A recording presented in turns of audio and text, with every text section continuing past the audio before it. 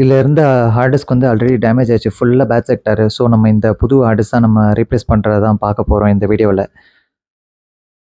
வணக்கம் மக்களே!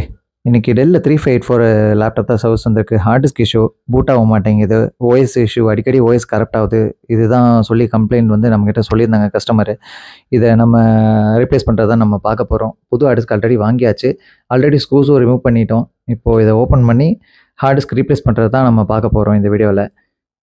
ஸோ இதுதான் புது ஹார்ட் டிஸ்க்கு. ஹிக்விஷன்ல E100.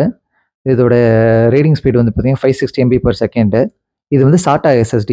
இது 1 TB. ஓகேங்களா? ஸோ இதோட பிரைஸ் வந்து ஒரு ரூ. 6000 அந்த ரேஞ்சுக்குள்ள வந்ததுங்க. இதுதான் நம்ம இன்னைக்கு ரீப்ளேஸ் பண்ண போறோம். பேட்டரி ஃபர்ஸ்ட்டு ரிமூவ் பண்ணிடுங்க. நான் ஆல்ரெடி ரிமூவ் பண்ணி வச்சுட்டேன். இப்போ வந்து டிஃபெக்ட் ஆன ஹார்ட் டிஸ்க் வந்து கடகடன்னு ரிமூவ் பண்ணிடுறோம். அது வந்து லேப்ஸ்ல போட்டிருக்கேன், டைம் லேப்ஸ்ல. இப்போ பழைய ஹார்ட் டிஸ்க்க ரிமூவ் பண்றது தான் உங்களுக்கு கொஞ்சம் டீட்டெயிலா காட்டப் போறேன். இத ரிமூவ் பண்ணும்போது கொஞ்சம் கேர்ஃபுல்லா பண்ணுங்க. ஏன்னா, அந்த ஸ்ட்ரிப் வந்து கொஞ்சம் ரொம்ப ஃப்ராஜைலு. அது ரொம்ப வம்பு கட்டியா இழுத்தீங்கனாலும் ஸ்ட்ரிப் போயிடும். அதனால கொஞ்சம் கேர்ஃபுல்லா பண்ணுங்க.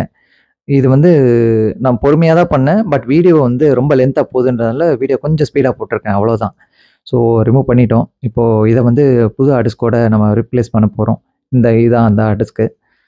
ஸோ ஸ்பீடெல்லாம் வந்து பார்த்தீங்கன்னா, உங்களுக்கு பழைய ஹார்ட் டிஸ்க் கம்பேர் பண்ணும்போது இது கொஞ்சம் நல்லாயிருக்கும். இப்போ புது ஹார்ட் டிஸ்க்க ஃபிக்ஸ் பண்ண போறோம். அதையும் உங்களுக்கு ஜூம் பண்ணி காட்டுறேன். எப்படி மாட்டணுன்ட்டு.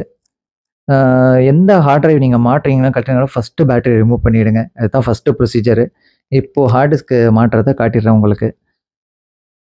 பொறுமையா பண்ணுங்க. எவ்வளோ டைம் வேணாலும் எடுத்துக்கோங்க. ஸோ இத பொறுமையா மாட்டுங்க.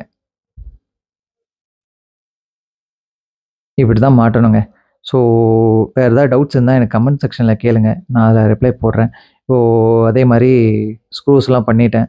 கொ கொஞ்சம் டைம் லேப்ஸ்லயும் போட்டு விட்டேன். வீடியோ ரொம்ப லென்த்தியா போகுதுன்றதுனால. ஸோ பழைய ஹார்ட் டிஸ்க்ல இருக்கிற டேட்டாலாம் வந்து ரிட்ரீவ் பண்ண ட்ரை பண்ணோம். பட் முடியல.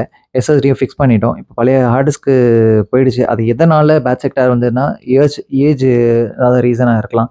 ஏன்னா ஹார்ட் டிஸ்கோட லைஃப் மேக்ஸிமம் 5 டூ 6 இயர்ஸ் தான். இப்போ வந்து பேட்டரி கனெக்ட் பண்றத உங்களுக்கு காட்டிர்றேன் எப்படின்னு. அதையும் பார்த்துக்கோங்க. மெட்டல் ஆப்ஜெக்ட்ஸ் எதுவும் யூஸ் பண்ணாதீங்க. முடிஞ்ச அளவுக்கு கையில யூஸ் பண்ணுங்க. இல்லாட்டி பிளாஸ்டிக் ஸ்மட்ஜர் யூஸ் பண்ணுங்க. மெட்டல் ஆப்ஜெக்ட் போட்டு தள்ளாதீங்க. கனெக்ட் வந்து ரொம்ப தள்ளினீங்கன்னா உடைஞ்சிரும். ஸோ இத இப்படி தான் மாட்டணும். அதையும் பார்த்துக்கோங்க.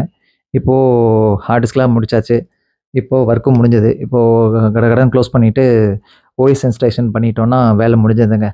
ஸோ இப்படி தான் இந்த ஹார்ட் டிஸ்க்க மாட்டணும். அப்புறம் பேட்டரியும் ரிமூவ் பண்ணணுங்க. இப்போ ஓஎஸ் இன்ஸ்டாலேஷனும் ஸ்டார்ட் பண்ணிட்டோம். இந்த வீடியோ பிடிச்சிருந்தா லைக் பண்ணுங்க, ஷேர் பண்ணுங்க, கமெண்ட் பண்ணுங்க. மறக்காம சப்ஸ்கிரைப் பண்ணிருங்க. வீடியோ பார்த்ததுக்கு ரொம்ப நன்றி மக்களே!